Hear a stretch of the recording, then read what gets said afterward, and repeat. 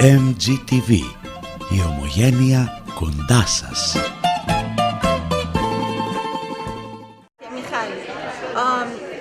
This is a wonderful event tonight, bridging many different professional women. And as Vice President of A.G.A.P.W, I would love to invite people to continue with these types of organizational connections. And we do all sorts of things that include professional women who are Greek American in descent, and we share each other's resources. From anything in the arts or business or philanthropy or medicine or law. Our women are from all over in terms of passions and interests and careers. You do a lot of charities, right? Yes, and every year, once a year, we give a Woman of the Year award. This year it was to Arabella Simotas, and every year we also give a $3,000 scholarship. Hopefully we can raise more funds for a serious scholarship for an outstanding Greek American woman student. And we have fantastic students who are applying from Columbia, NYU, of Greek American descent, who are their GPA is very high. They're very involved in their communities. So we have basically like a three-pronged approach. We're thinking about the younger generation. We're thinking about professional women in the workforce, and then also outstanding women who are leaders right now in their fields, whether it's government, whether it's philanthropy, whether it's the United Nations, whether it's business or art. And we're looking for all sorts of ways to bridge women in their professions together and create a support network, basically, and a set of resources. So where are people they can find? You say some website or email? Yes, A.G.A.P.W, it's A.G.A.P.W, and it stands for Association of Greek American Professional Women.org. You can find all our events and past events, as well as our scholarship opportunities every year. Okay, thank you. What's your name? Thank you. Aphrodite Nava. Well, my mother came from Mani, a small village between Kalamata and Sparta, which I visited. And my father came from Asia Minor, from Avramit. And they fled the Turks in 1914. You fly a lot there? No, I don't go a lot in Greece. I was in Cyprus about 4.5 years ago, in Greece about 6 years ago. This was the last time I was there. Still some interesting projects you still do? There are always interesting projects, but you know, as you get older, they become less. They're not writing stories about 82-year-old women. I'm constantly doing stuff. So the last movie I did was about 2 months ago. It's called Seven Chinese Brothers. Very funny, wonderful movie, very original. And I did it with Jason Schwartzman, who was one of the actors on Bored to Death, which is a series on HBO that I did. It only ran about 2 years, but okay. And I worked with Zach Galifianakis on that one. That's interesting. Thank you very much. These are my dear friends, Yes. Catherine Chadwick and Frida Mindlin. Both of them have an acting background, and I'm very excited that they're here today to share. Just like you. Yes, all of us. So it's really wonderful to have a bunch of wonderful women coming out for this event to support A.G.A.P.W and be in the presence of Olymbia Dukakis. Έλα, ναι. Και θα μοιραστούμε πολλές ωραίες ιστορίες. For taking time in your busy schedules to be here. Aphrodite, that was Vice President, Maria Christodoulou in the front. Thank you. A lot of us couldn't be here tonight, and they are here with us in our hearts. I was born and raised in a small town outside of Thessaloniki called Sindos, my Chorio, as I like to call it. And since I was 7.5 years old, soon after my dad passed away, I just couldn't wait to leave home. So I made the big announcement at probably 8 years old. Well, I just can't wait to grow up and go to New York. And when I turned 23, I arrived in New York. Fast forward to a few years later when I continued to pursue my acting career and whatnot. And then End of 2009, beginning of 2010, I go to an event where Olymbia Dukakis is one of the speakers. And it was a presentation about the acting teachers of the East Coast. It was a book someone wrote, and you were there as part of one of the panels.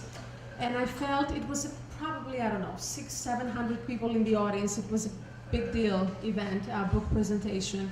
And I remember Olympia got on stage as part of the panel, and she was the only one talking, and she was so extremely passionate about what she was saying and how young actors should really learn the craft and have respect for the business and respect for acting, and what it was like when you were growing up and you were trying to make it as an actor, and how times and the industry have changed. And of course, I felt that Olympia was just talking to me. There was no one else in the audience. And I'm pretty sure hundreds of people felt the same way. So in 1999, she premiered a one-woman play, Rose, at the National Theatre in London, and subsequently on Broadway in 2000. The play earned her an Outer Critics Circle Award and Drama Desk Award nomination, and she continues to tour the country with it to this day. We'll have to talk about that as well.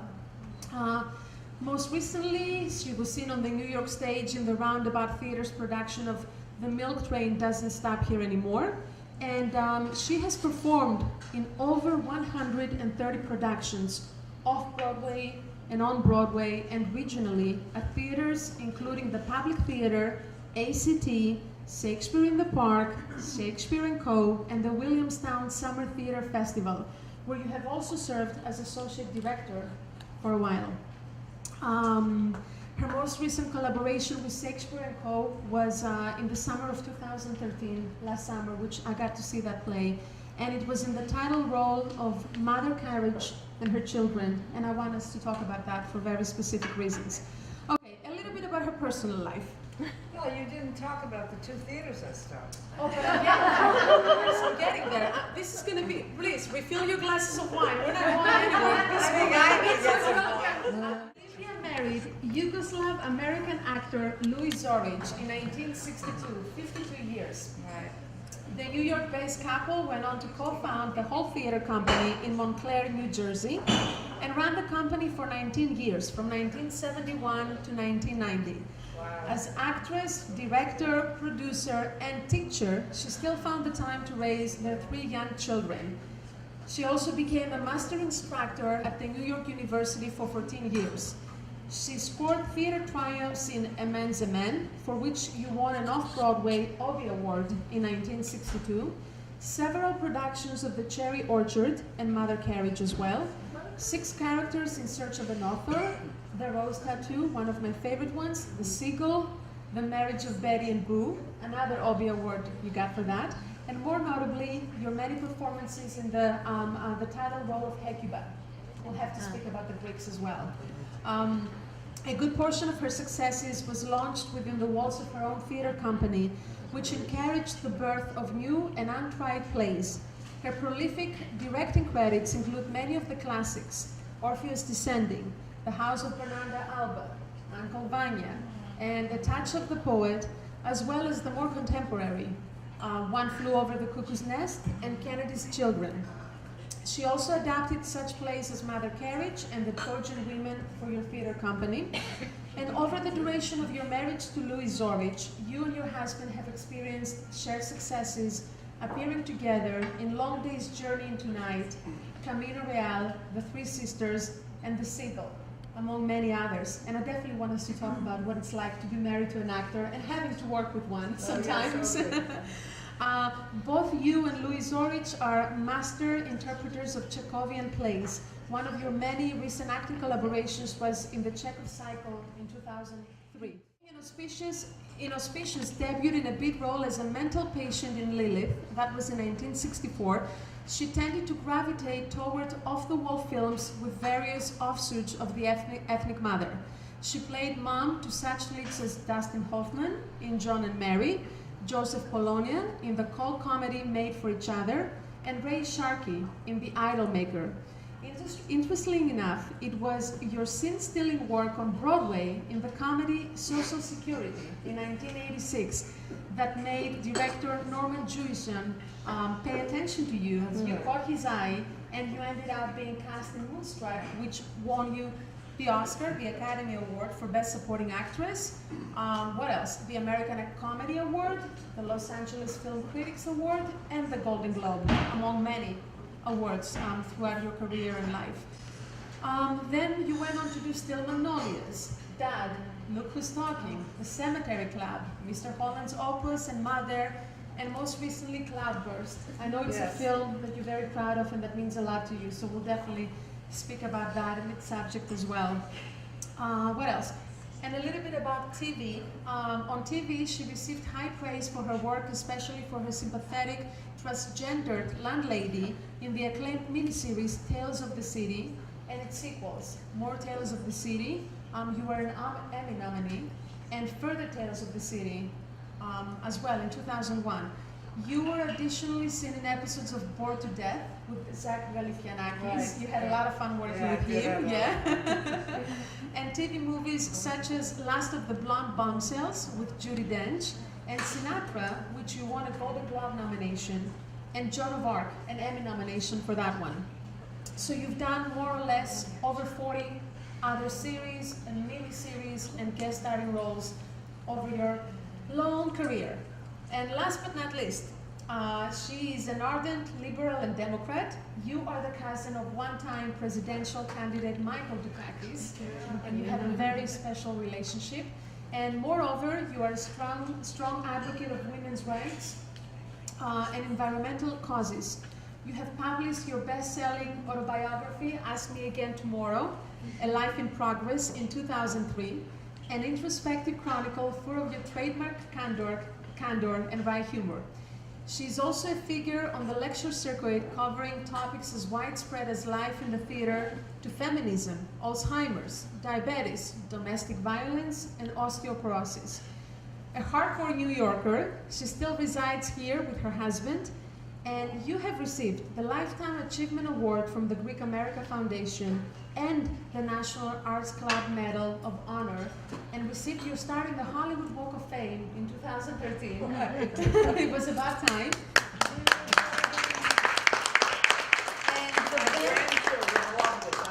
I'm sure it's quite an experience. How many of us do we get to have our grandmother or our mother receive a star in the Hollywood Walk of Fame? And you're about to receive the Elian Norton Lifetime Achievement Award, which is the top theater award in Boston, and it's an equivalent to the Tony Awards in New York.